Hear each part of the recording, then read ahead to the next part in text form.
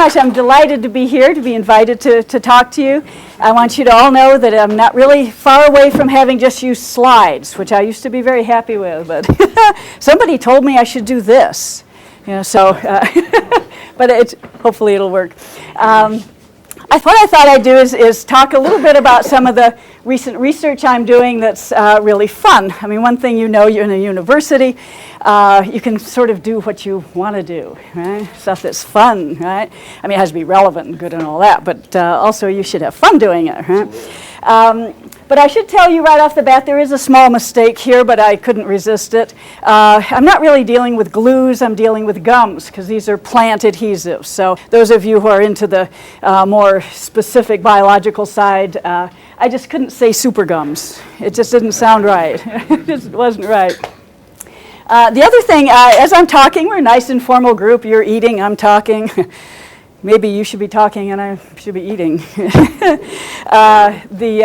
Please, if you have questions or comments or anything, you want to say something in the way or have questions, feel free to just interrupt me as I go. I'm happy to just make it an interactive sort of event. It's for my fun too. I want to have fun too, right? As well as you guys.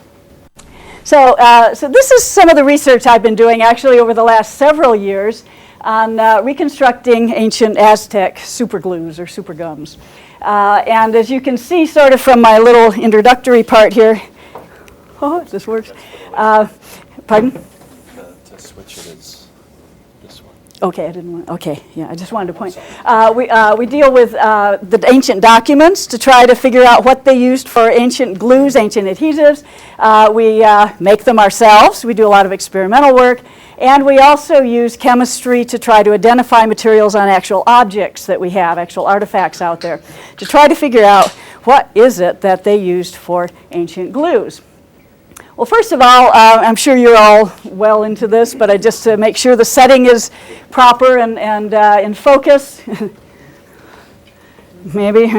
We're dealing with an area in central Mexico, the area of the Aztec Empire. The Aztec Empire itself only lasted about 91 years, so it was a very short-lived one of these very large empires of the world. I always like to think of it in terms of like 3 generations, about 90 years or so. So not a long time, really, for this empire to build. And during that time, it covered a very large area in central Mexico, and Tenochtitlan, the Aztec capital, is right there.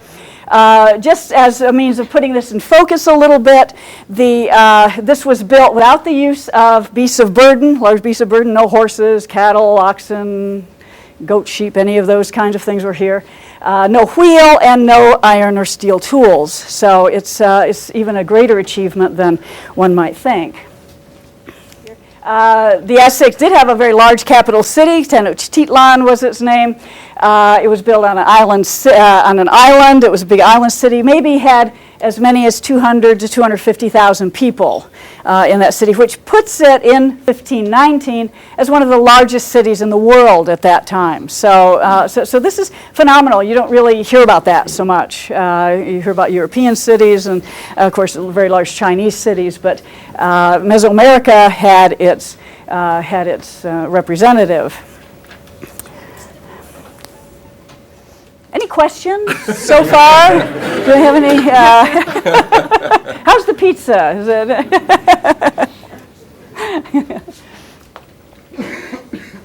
Well, let me go on ahead in any event. You might wonder why would somebody actually get into a project like this? I'm actually an economic anthropologist at sort of my base core being. And one thing I was really interested in trying to do was to try to figure out what was involved in the very sophisticated technologies that these people dealt with. Should I still use this, or should I? Sure. Okay. Tenochtitlan, here we have just an idea of what it looked like here, and its downtown was a ceremonial district, not a mall. They didn't quite have it right at that point, I think. Yes. Oh, good, a question. The Aztecs only lasted for 100 years? The empire. The beginning of it? I mean, did it just, a bunch of natives collect together and call themselves Aztec? Well, actually, Aztec's the wrong word, too. So not only do we not have glues, we don't have Aztecs either. What a lecture this is turning out to be, you know? This is all wrong. Actually, the people who we call Aztecs, but who actually called themselves Mexica, from which we, of course, get Mexico, were peoples that moved down from the north, from northern Mexico, from the desert areas, actually as part of large numbers of groups of what we generally call Chichimecs, hunters and gatherers. They moved down into the more fertile, more verdant, more agriculturally. CD. It's So these folks came down from the north. There were already people in central Mexico, lots of people, big civilizations, Teotihuacan, very large cities that had come and gone, risen and fallen. These folks finally settled in this city that was right here in 1325. And they spent the first 100 years or so just building up their city, getting themselves together, getting their act together, setting up alliances with other more powerful people. They were a very small, kind of insignificant group to start with. After that 100 years or so, in 1428, they joined together with two other large city-states, one in the east and one in the west, and developed what we call the Triple Alliance. And this is also what we call the Aztec Empire. That lasted from 1325 until 1521, when the Spaniards finally conquered them. So they were a very aggressive group of people. They were a very powerful group of people. They were very motivated, and they basically took over that valley of Mexico. Maybe if I use something, what should I push here to make things happen, do you think? The thing is, the file is making it crash. Okay, it was good. It was okay at home. Wonder what happened to it. We do have a CD. I do have a CD. See, I don't trust anything. Will that work? Try it. Now push the next one. See what happens. No, it's not going. Well, it worked fine at home.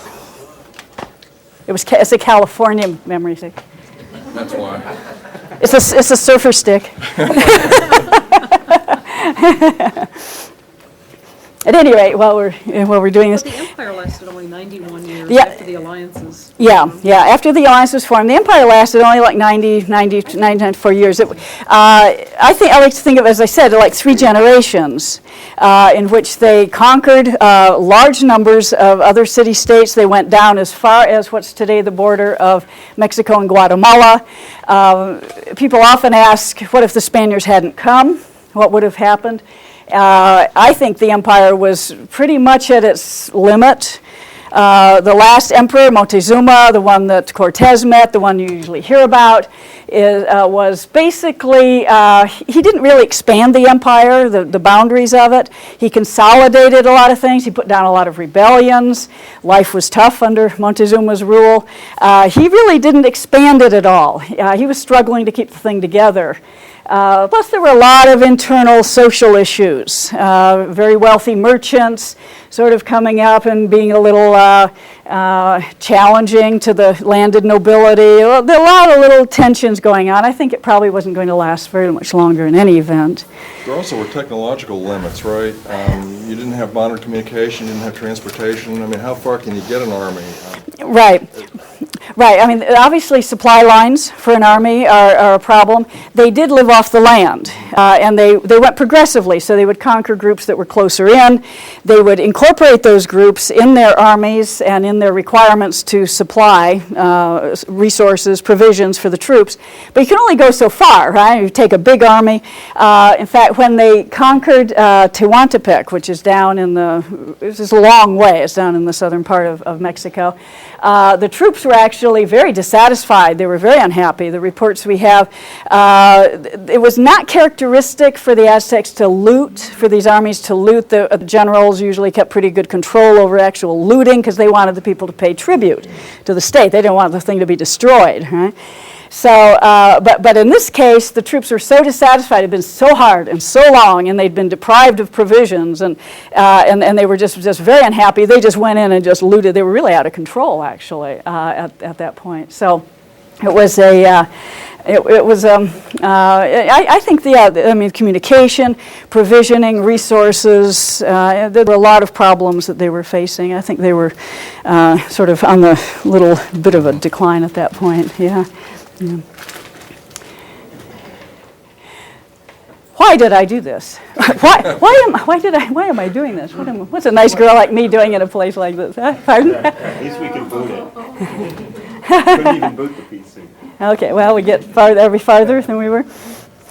At any rate, as an economic anthropologist, I'm very interested in technologies. I do a lot of things on trade, tribute, and that sort of thing. But I got curious, how did they make some of their most sophisticated things? And actually, you hear a lot about human sacrifice with the Aztecs. That's sort of what you hear about. But actually, these people were very, very sophisticated artisans and artists. I mean, they put together some of the most fabulous works of art that you've ever seen. And as you can see, look, here's a beautiful feather shield. You'll see it.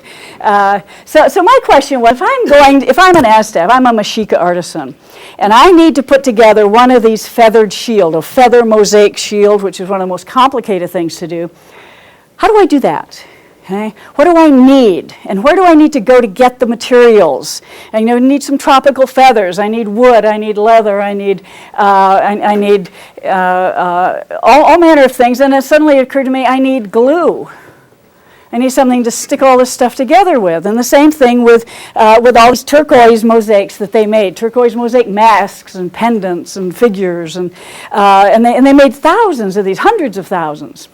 So what did they use for the glue? It really got kind of obsessed with this. What did they use for glue? So that sent me on this little journey. Having less and less success. More success? Less. Should we get LRC back here with that? Is there a different computer? Maybe it's because it's a Mac. It might be because it's a Mac. That might be good. Are there any questions at this point in this fabulously illustrated lecture? What else should I talk about Do you know here? of glues being used or gums being used by other groups in this region of the world? Yes. Were they special in that regard? These gums were used by lots of different, actually by people throughout throughout Mesoamerica. One thing we did as we started to do this research, as I mentioned, we looked in the documents, and I really kind of want to take you through the illustrations to do that. I don't want to jump the gun on that, but I can tell you. We also started receiving samples of artifacts to do GCMS analysis, gas chromatography mass spectrometry, which is a chemical analysis that basically isolates components of a material and helps you identify it. So you can identify what these things are. So one of the first things that was sent to us was from Mexico. They sent us a very small sample, and you only need a sample about the size of a couple of grains of salt at most, from the mask of Lord Pakal of Palenque. You may know about that mask, a very famous jadeite mosaic mask. It's one of Mexico's national treasures, right? So I get this thing in the mail, like, Of course, it ended up somewhere in St. Louis at one point because Homeland Security thought it might be very dangerous. So the curator at the museum had to write the people in Homeland Security say, no, this is just a piece of ancient glue. Well, anyway, they didn't really, it was a bit of a hassle, as you can imagine, but at any rate, so we analyzed that. It turns out that Pakal's mask was put together with copal. And copal is a resin that's mostly known as an incense. It's used for burning incense. Smells really good. In fact, we were handling some this morning, and I still smell it. It's great. But it also works very good as a glue. You just heat it up, and it's very, very good. We've tested it. We've experimented with it. And it works very well. So it was used on that. Now, that's a Mayan area. That's down in Palenque, which is southern Mexico, Chiapas. Actually, there was also an ancient repair done on that mask, and it was... they were curious what that was, so they sent us a sample of that, and that turned out to be beeswax. And so I'm kind of curious about that. Beeswax is kind of interesting. Huh? So as I've looked at things, there are things now I've analyzed from the British Museum. British Museum has 9 fabulous turquoise mosaics that are Aztec/Mixtec, but they're from that period. Fabulous things. And I actually talk about some of those this afternoon in another beautifully illustrated talk. Those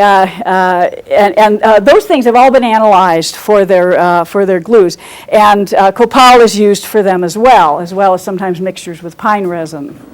So, and actually the British Museum researchers, I was working with them, and when they found that they were mixing pine resin and copal, they thought, well, maybe just ran out of copal, have a little extra, just fill it in with pine resin.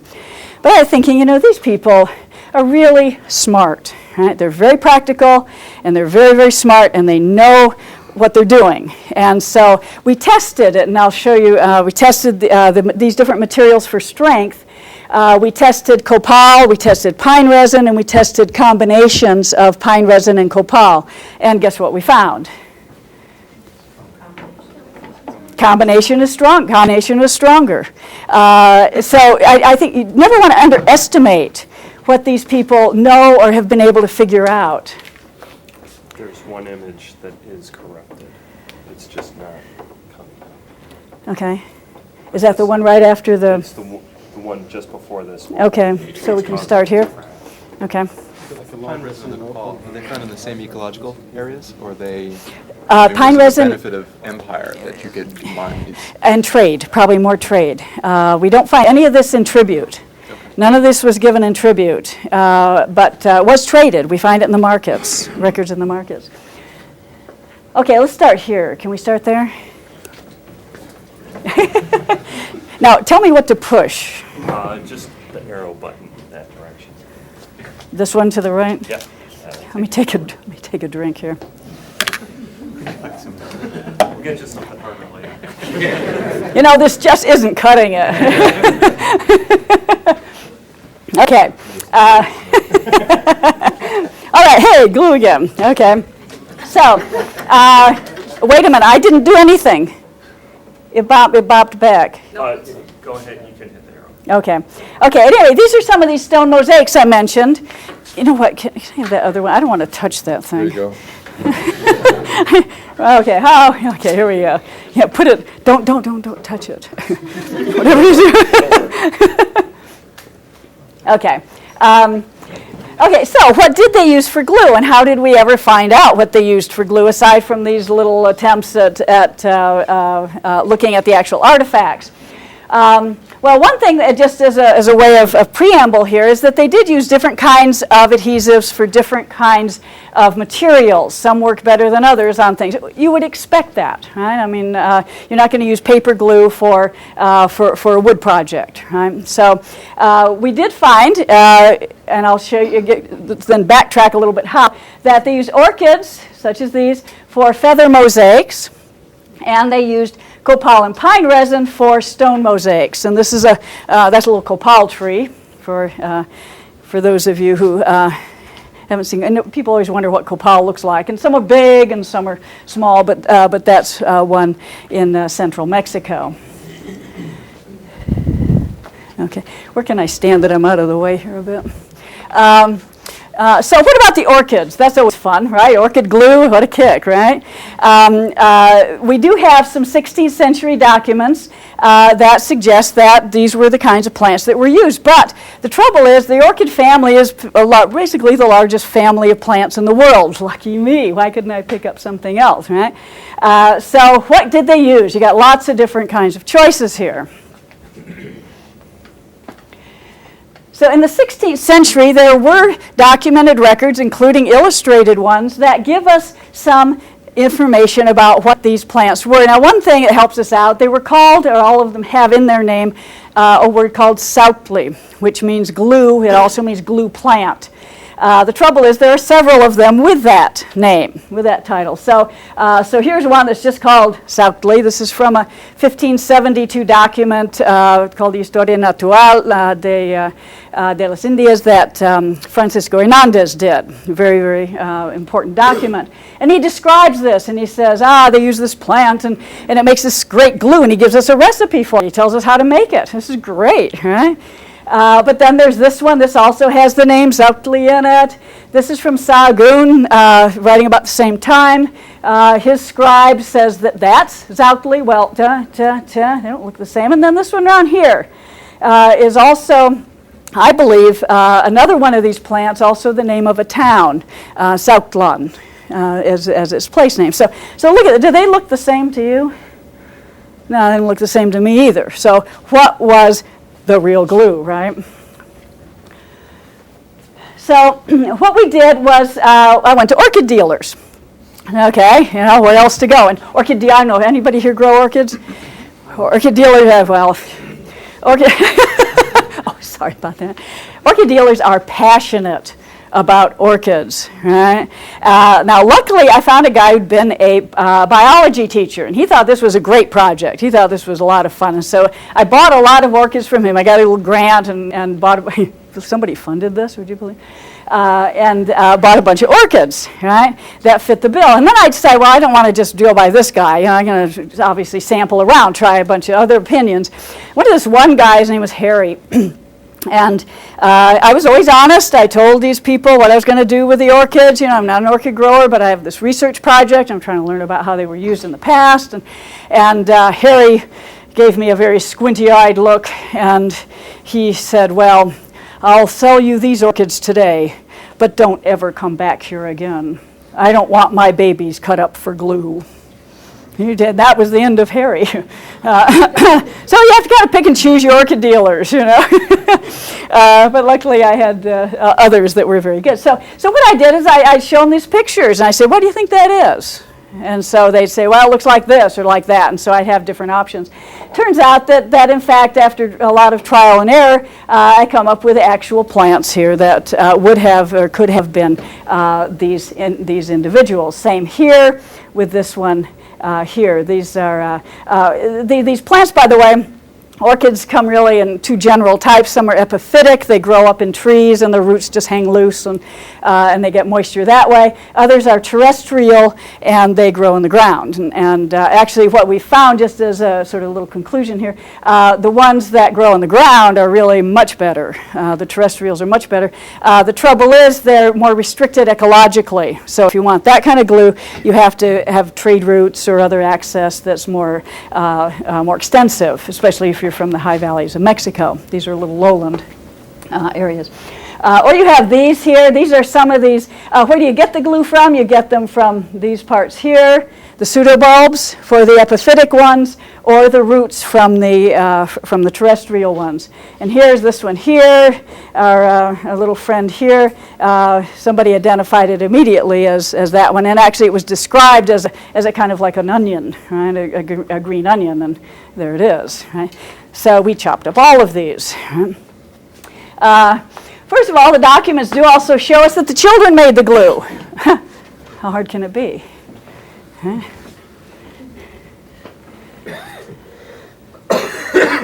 So we tried to replicate it. One of the best things we can do is to try to change this. One thing we did look at first, though, very early on, do these plants change a lot over time? Do they mutate easily and readily, whatever? And the answer really is no. They're very, very stable over long periods of time.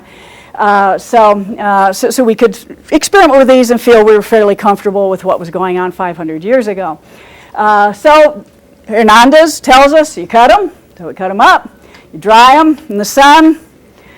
Here we go. We use our little obsidian blades, trying to be very, authentic and all. However, these are mason jar tops. That's probably not authentic, but we didn't know. We have no idea really what they dried them on. So that's something we need to figure out. Yep. And then we grind them up. He says then you grind them into a powder. And you grind and grind and grind. Some of them, if you've dried them, they go into a nice little powder here. Some of them, though, he does say that you can just take the root and just smash it up, right? And so it comes out something like guacamole here. And actually, this stuff was incredible because I touched it and then I touched my hair and I had to cut a piece of hair out. Okay, I couldn't get out. Everybody stuck to each other. It's very, very effective. So the trouble with some of these is they're very fibrous, especially the pseudobulbs. You have a lot of fiber in them, and that doesn't work in the glue. It doesn't help it stick. So we have to sieve it. Now, we're using modern sieves at the moment because we've tried all kinds of things. We've tried woven textiles, we've tried woven mats, we've tried every kind of thing to try to sieve this into a very fine sieve. If any of you have any great ideas, I'll take them, because we need some way to make this into a very, very fine powder. It has to be almost like a cosmetic sort of powder that you would see. And then you mix it. Sometimes you cook it, sometimes you just mix it with room temperature water. And it makes it up into a very nice glue. Okay?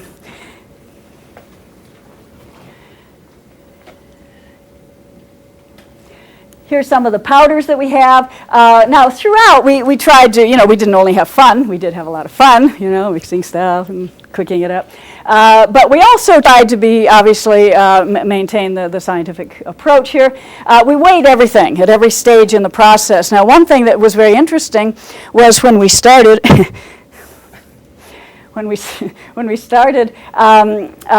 start with the bulbs, or the roots, and then we weighed at every stage. Between the bulbs themselves and the actual powder, these materials lose about 90% of their weight on average.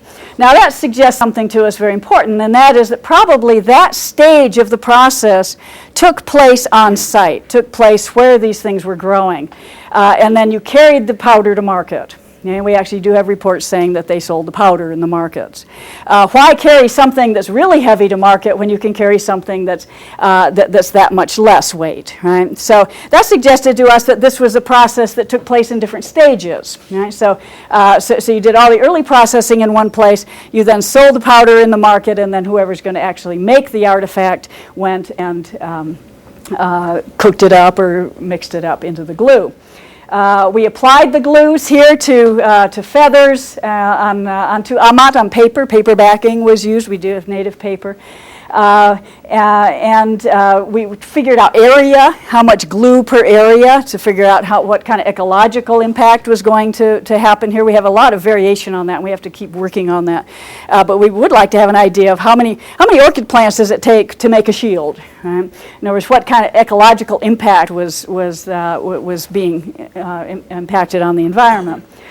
And then we measured for strength. We have a very nice little machine here where we can pull these things apart and see what's strong, what's not, what works. Now, what about the other adhesives? Hey, we did the same sort of roundabout. Copal, I don't have a pine tree, but you all know what that looks like, right? I hope so. Copal trees here, they exude resins. They do it naturally sometimes with the action of insects, but they also do it by human intervention, a lot of human intervention to collect copal. Here's the little thing of the sap. And these were used in stone mosaics, such as this item here. This is in the British Museum, very famous two-headed serpent. Can you see okay past me? We purchased a lot of copal actually in Tepos Lan, was there at one point, and we cooked it up here and made our own little sort of trial mosaics. This stuff actually, this is copal on Cedrela odorata. It's the kind of wood that was used for these items that have been tested in the British Museum. Our machine actually is a very strong machine, but it still could not pull this off. We had to stop the machine before we broke it. So this stuff is there forever. Right? It's very, very strong. And our strength tests, and I don't expect you to read those things, that's awful. But basically, this guy here, this little orchid here, is the winner here. It had stronger, it was stronger even than the copal and the pine resin. So that's pretty impressive. Who would expect a little humble orchid to give you that kind of a product?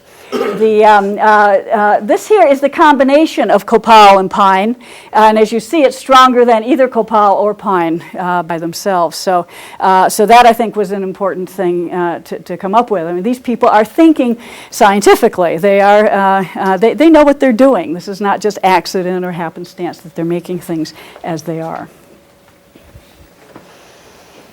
Can I ask that? Sure. How does this compare with other kinds of adhesives, modern adhesives, gums, and that kind of thing? We have to do a little bit more of that. This wood glue was our top. what did I do? Wood glue was the top thing that we had, but of course we were doing things on wood at that time. We were using little wood sticks to test.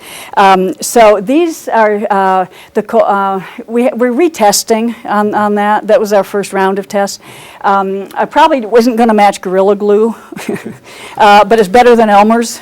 Oh yeah. Yeah. You're going to be better than Elmer's, like on the paper, the material. So, and actually we were called in by some neurosurgeons at Loma Linda University. They do a lot of research, a lot of neurosurgery, a lot of heart transplants. You've heard about the monkey heart thing. That was Loma Linda's.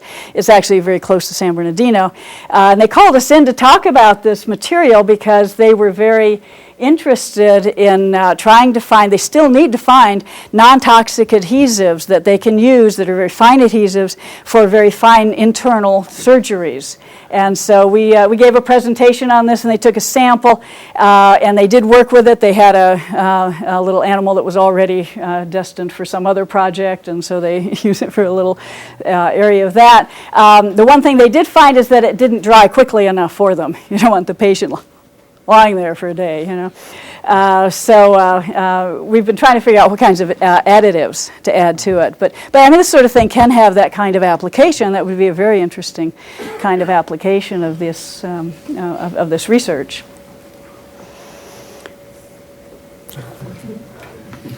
Trying something else that maybe will. Damn, Max. We're most of the way through it.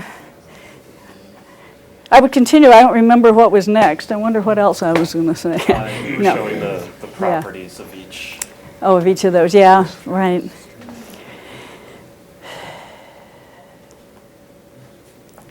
Are there any questions? Any other questions so far? No? Sure. For the combination of the copal and the pine resin, I don't know if you've seen an example, I guess. Is it usually a constant combination of the two amounts, or does it vary? Is it one? Yeah, that's a very good question. We only have a couple of examples on ancient artifacts where we do have the combination of copal and pine resin. In each case, it's 50-50. So the fact that it's constant as well is a good clue that they're doing this intentionally and not just sort of filling in with one or the other. We do find copal and beeswax as well.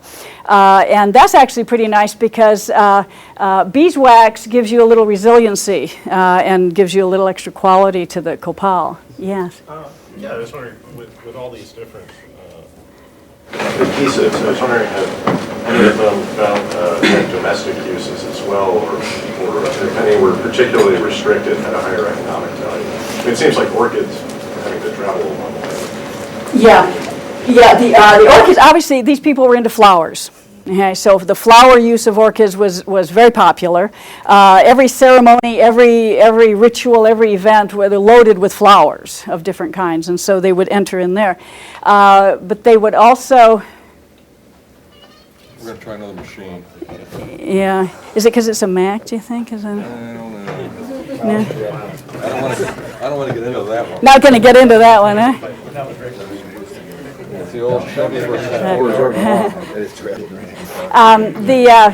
what was I just talking about? you were talking about whether they were domestic use of the... Other uses of these. Beeswax. Beeswax was traded widely. Beeswax had a lot of uses. It was used in gold casting, for example. They used the lost wax process, and so that was used in that context. Of course, the production of bees for honey was widespread. I mean, that was very, very important, and also that was given in tribute as well. Copal's primary use was as an incense, and it was constantly burned at ceremonies. And of course, these people had rituals and ceremonies going on all the time, and so copal was a very constant thing.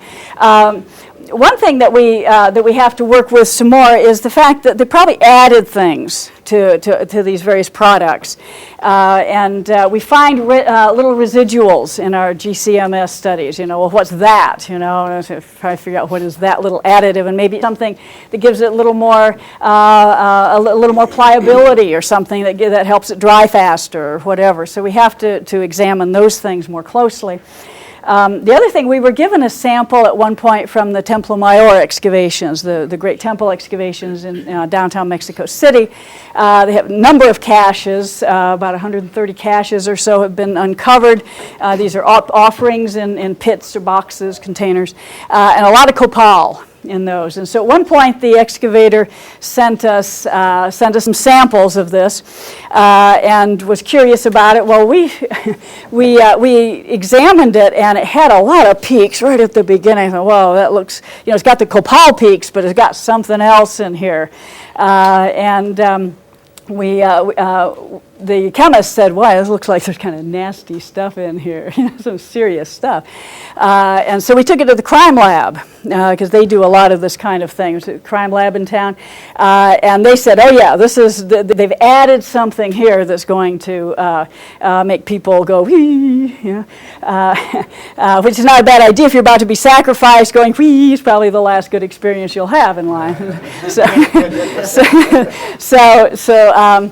But they couldn't identify it to actual materials, and that's partly because their library, their information and materials, has to do with what's here or what's on sort of the drug market, that sort of thing, rather than what might have been used locally down in Mexico. So we don't know exactly what that is, but we do have a very serious suggestion that when they were burning this copal, they were throwing stuff in it that gave it a little extra zip to you when you're being sacrificed, or maybe too for the priests when they were doing the deeds. It may have to be a little bit out there to do that. So yes, they did add things to these things, and they did use these materials for other things as well. So adhesives is kind of a sidelight, it's kind of a side thing. So, Pamela? how do it's just a very tiny amount that you're negotiating with these museums to remove or damage their artifact.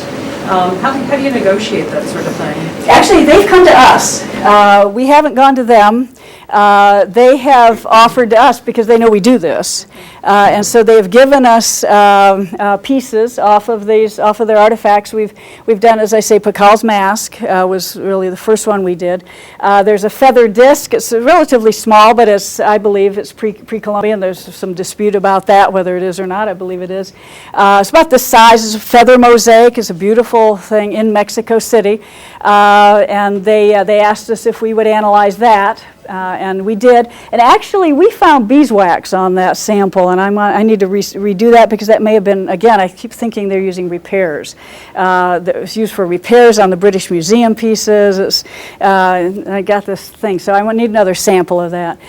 We've been given samples off a colonial feather mosaic. It's in Madrid, and we've just been analyzing that. We've just, my chemist has it right at this moment, actually, and that looks like it might be the orchid material, so that would be very, very nice if we do want to find that. They actually have come to us. We haven't really asked them. There are some artifacts that I would really like, to have a little piece off of.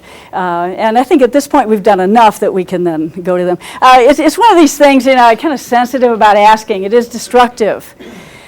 Do you really want, and if it can be taken from underneath something where it doesn't hurt the integrity of the object in any way, then fine. And again, we just need very tiny pieces. But one is always very hesitant about this. Of the feather mosaic pieces, the ancient ones, we have a total of 8 in the world. 8 exist out of, there must have been, I'm guessing millions made, hundreds of thousands at least, but millions. There are 8. And of those, 2 are being contested as to whether they might be colonial. Now, I don't believe it. Not that I don't want to. I actually have reasons for that. But only 8. Most of them are in Europe, and they only give us very few pieces. Okay, maybe should we start there?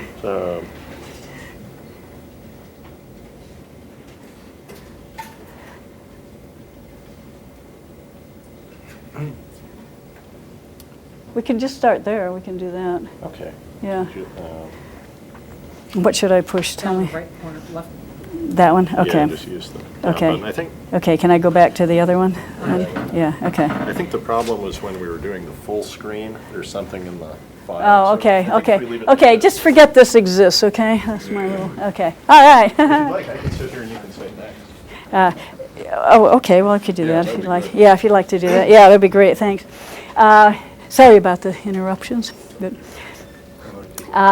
So what did the artifact, here's this little disc I was telling you about that we found beeswax on, but again, I need to get another sample because it could be there's a repair.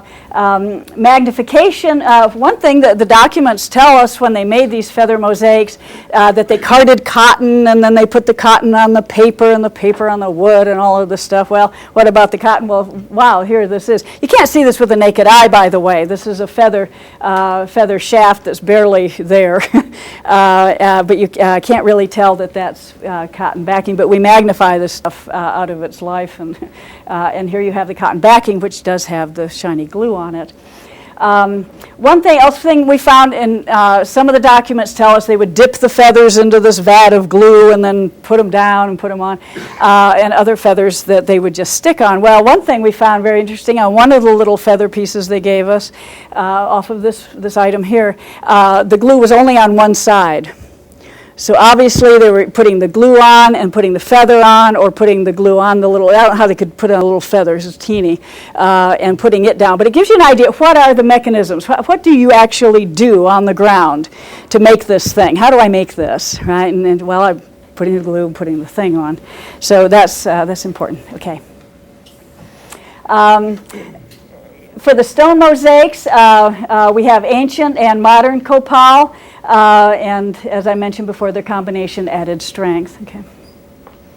Now, beeswax. Again, we're very interested in beeswax. Imagine some of these mosaics, the feather mosaics, for example, were made into shields, these fabulous shields. Warriors took those shields into battle. Okay, they're out there, and they have these feathered warrior costumes, and they're out in battle, and this is hand-to-hand combat. I mean, this isn't just, tossing, grenades here or there, whatever. I mean, you're just beating each other up, right? With obsidian-studded clubs, there's arrows, there's outlaw darts coming at you. By the time you walk off that battlefield, if you're lucky enough to do that, you're kind of a wreck. Right, especially these feathers have been flying all over the place, right? So you're missing some feathers off your shoulder, your shield has got all kinds of holes in it. I mean, imagine what kind of a mess you could easily be in by the time you stumble off that battlefield. How do you fix it, right? For one thing, these shields, if you've been given one of these fancy feathered shields, feather mosaic shields, it means you're an accomplished warrior. You got this as a reward from the ruler for having captured enemies, other enemies. You don't want to just ditch it and you can't just get a new one, right?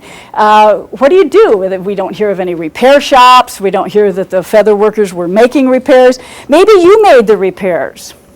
Okay, so if you were to make the repairs, what's the easiest thing for you as a non-artisan to work with? And actually, beeswax is very easy to work with and the most accessible of all of these materials. So it may have been, in fact, a very reasonable choice for repair. So we're very interested in repairs because stuff was breaking all the time. Not anything to do with today. Now, again, the GCMS, again, we reduce the materials, just very tiny materials, shake the daylights out of them and run them through a machine. This was some pottery paints that we did for this purpose. And to come up with something like this is just to illustrate you, if you're not familiar with that, you come up with this thing with little peaks, and these peaks are identifiable as to what the materials are, what the components are. We haven't solved everything, but we sure have come a long way since earlier times when they were doing this. So, let me finish with that.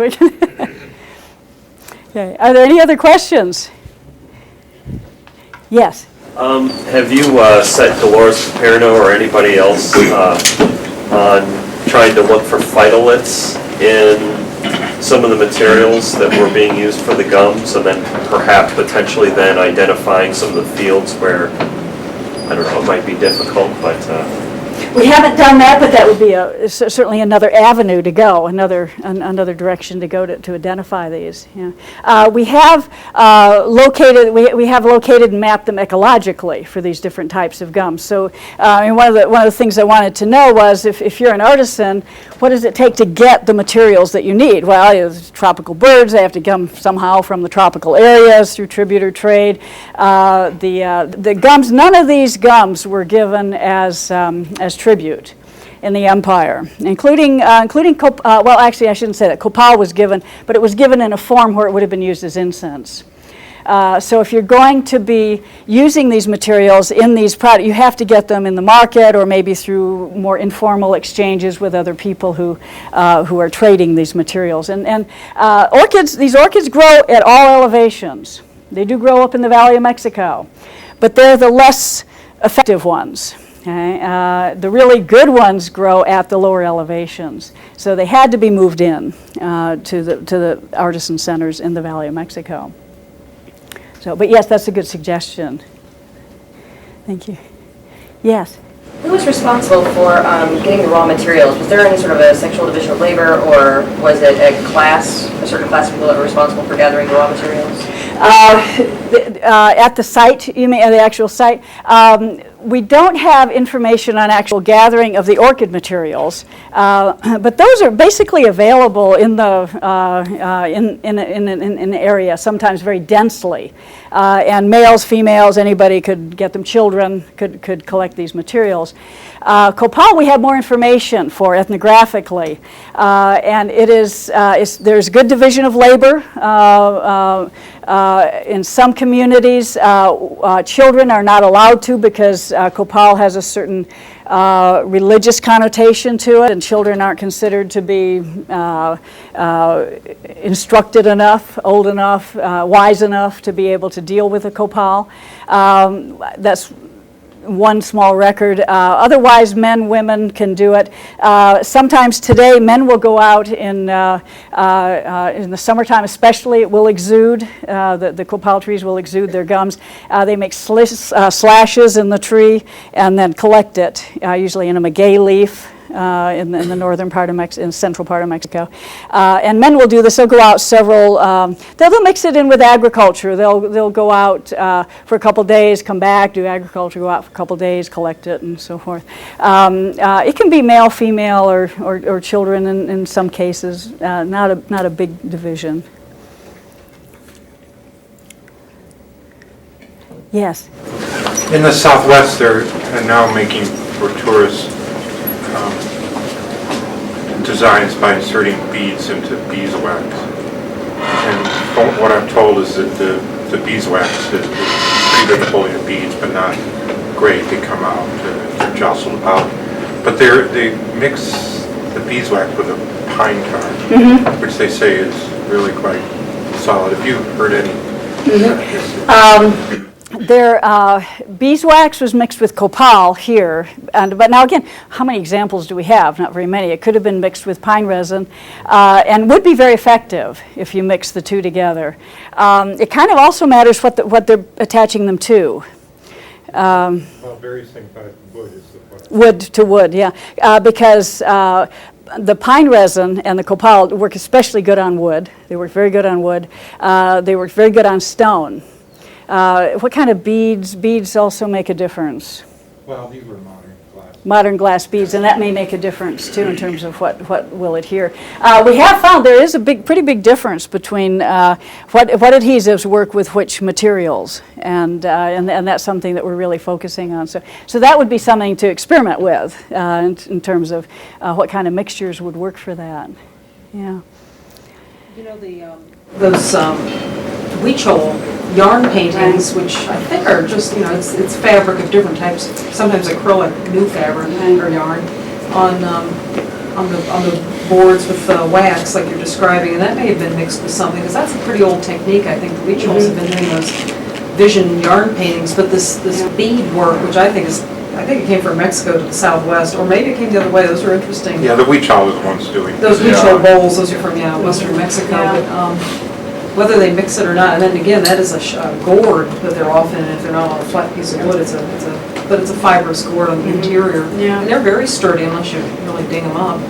Yeah. But my question was the ethnographic connections. I know you're trying to work on that, aren't you? To find people who are still using a technology. Is there feather work done continuously anywhere? Like there might be this kind of other art of, yarn painting and the beeswax? Paper making. Yeah, well, paper making, of course we have. continuous. Yeah, we have the paper making. Al and I both worked in areas where you have paper making.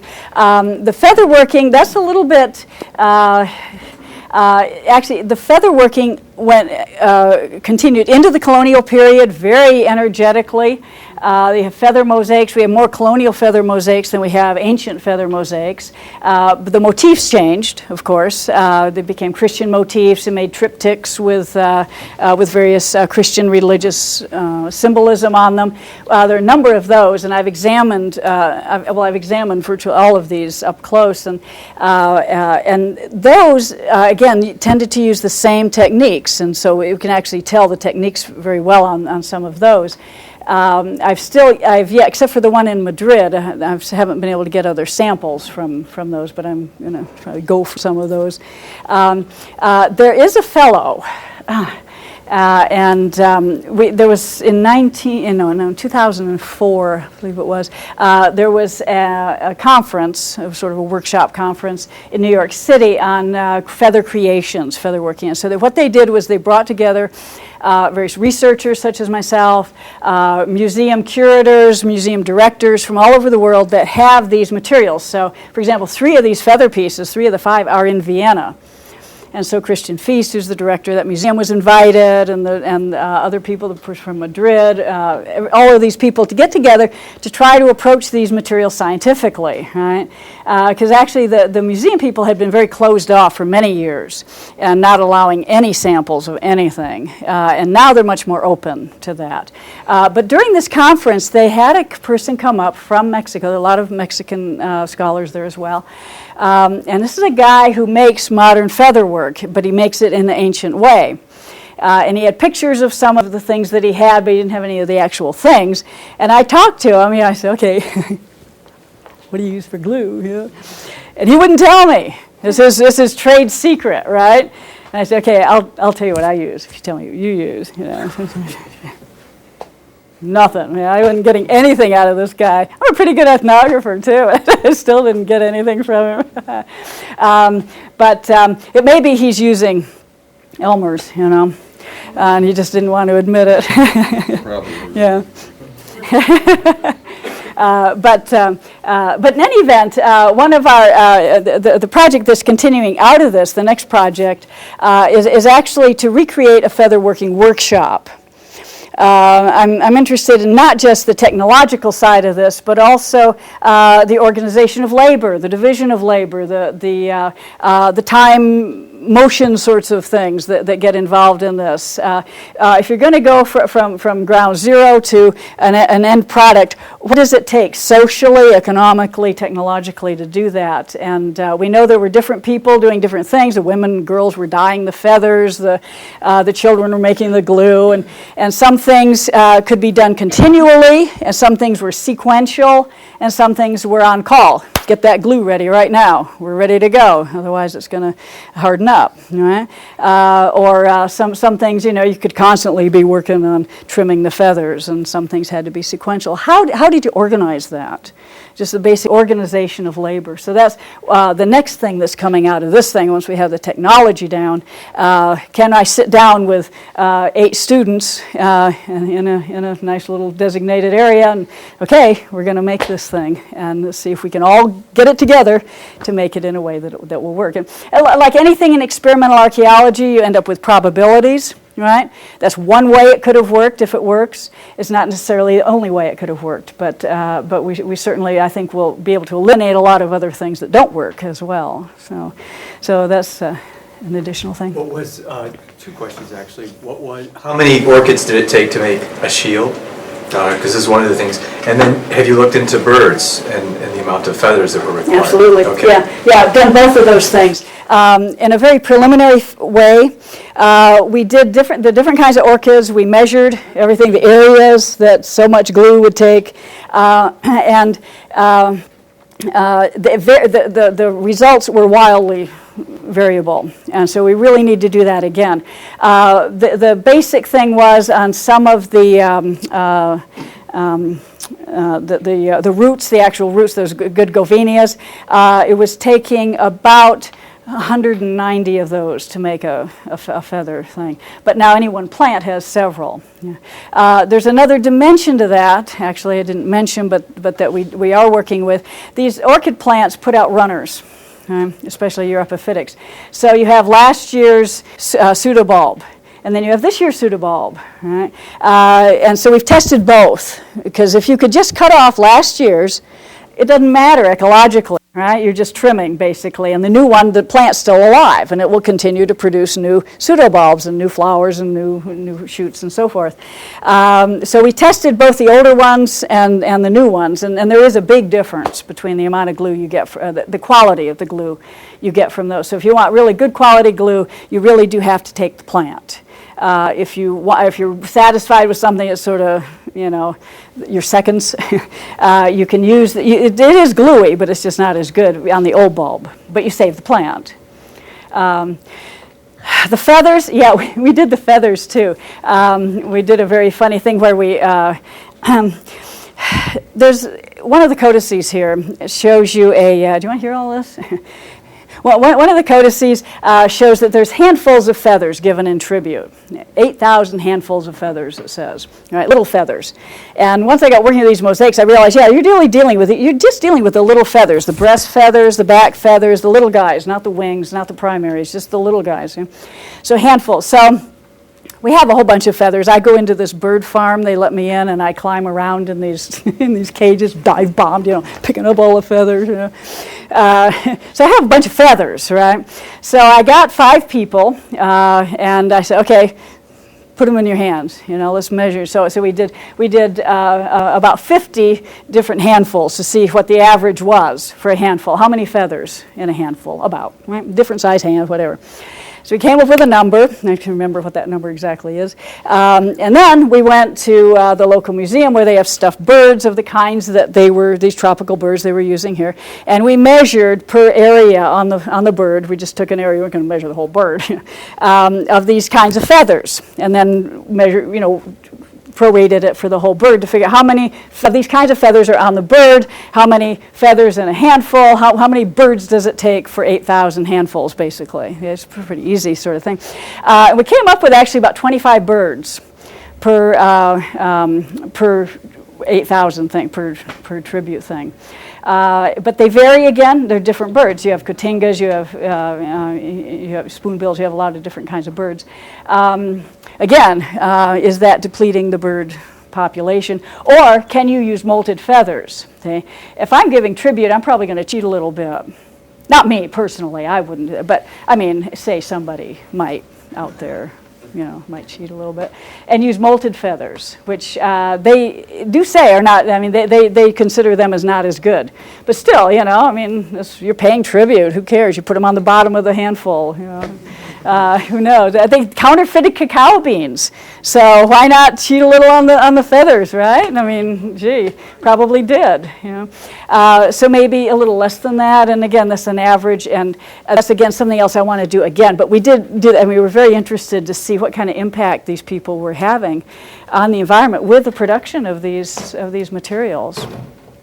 So. Anyway, we're probably way off time, huh? People may have to get to class, but we will be here for a little while if anybody has any further questions. But thank you, Dr. Van, for joining us today.